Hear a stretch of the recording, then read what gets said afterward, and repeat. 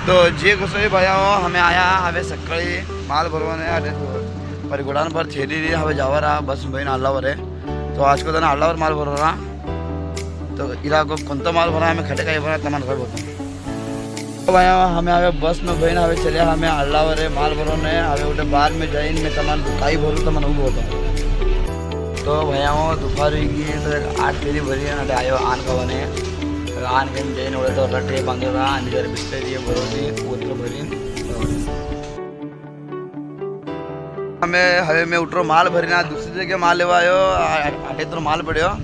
तो आरती नजारा देखो भाई केवो दिशे पे आटे यहाँ पर अल्लावर स्टेशन है देखो केवो दिशे पे गाड़ी उभी आटे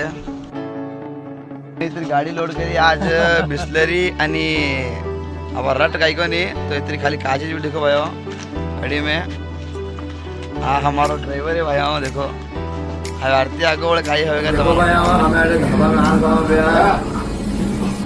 दाल खिचड़ी दे आणि अंडा भुर्जी दे तंदूर रोटी देखो भाई तो तंदूर रोटी देखो भाई और आप खाई ना आवे रात में सफर करो वो भी तुम्हारा बताऊं देखो भाई हमारा सफर लास्ट एंडिंग ब्लॉग है तो जय गोसाई भाई जय माता।